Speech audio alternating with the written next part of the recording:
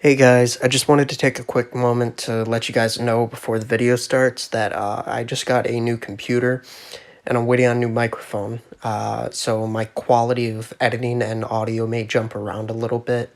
I'm not sure, this is actually the first video I've edited with the computer, so please stick with me. And thank you guys so much for the support that you're giving me so far. I know that the quality of my videos hasn't been the best, and I do want to change that because I am passionate about this and I do want to keep doing this. So hopefully I can grow with your guys' help. Thank you again and enjoy the video.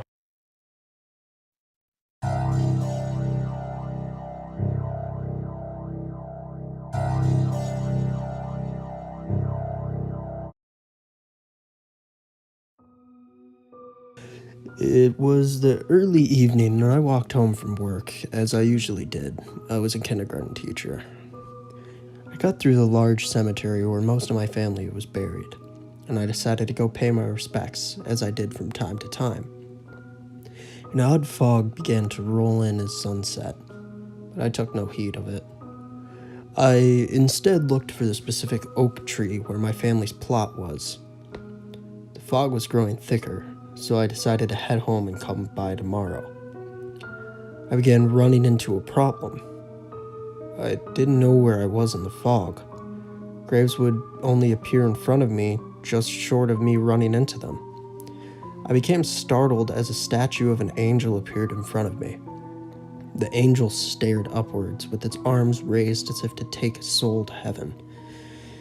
I didn't recognize the grave, so I looked to see whose it was. The name and date appeared to be scratched out by a chisel or something similar. But I could still make out the beginning of the Lord's Prayer. As I read it, I heard what sounded like a child whispering the prayer. I looked around, but couldn't see very far. I looked back at the statue. The angel was staring down at me with a glare. I was startled, but I then just brushed it off as a lapse in memory. I continued through the cemetery, growing increasingly worried and out of touch with time.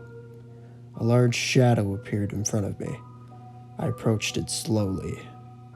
It was a tree, but not the one I sought earlier. Its branches began shaking as if something was moving within the leaves. I couldn't make anything out, and assumed it was a squirrel or cat, but then, out of the quiet fog, I once more heard the sound of a child saying the Lord's Prayer. I called out, but there was no response. I waited for a moment. Then the voices of children began saying the Lord's Prayer. I screamed for someone to help, but I only heard the children as I began to see shapes move in the fog. It felt as though 1,000 eyes were upon me as more and more children joined the chant. None seen, all heard. Then, all at once, the voices stopped. Fog felt hollow and empty. The brief silence was shattered by a deep demonic voice repeating the verse in a sinister and mocking tone. I ran like I had never run before. The air quickly grew bitter and cold. The demonic one began shouting in Latin. I kept looking back over my shoulder, but all I could see were the shifting shapes of the fog. How long had I been running? Cemetery was big, but nowhere near this distance. I fell to my knees and began to sob in terror. What was going on? Shadows took form within the fog and began approaching me. Terror washed over me as I tried to muster breath for a scream, but I was too winded from the run. Shadowy arms shot out of the mist and grabbed hold of my arms. I struggled as they pulled my sleeves back. They began to carve Latin inscriptions into my flesh.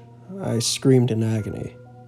I looked at the bleeding words as they began to ignite within my flesh. My arms went up in a flash of white fire. I was numb to everything as I looked at the words written on the smoldering skin. It was English now. Words such as die, gone, sorry, abandoned, and eternal, appeared in crimson against the blackened flesh. I ripped from their hold and took off faster than before, the demons laughing all the while. I sprinted for a moment and looked over my shoulder, and then forward again just in time to hit a tree. I woke up as the sun rose, under the tree I had searched for the other evening. I looked at my arms. They were normal. I looked towards my family plot to see a little boy setting flowers down as his parents watched.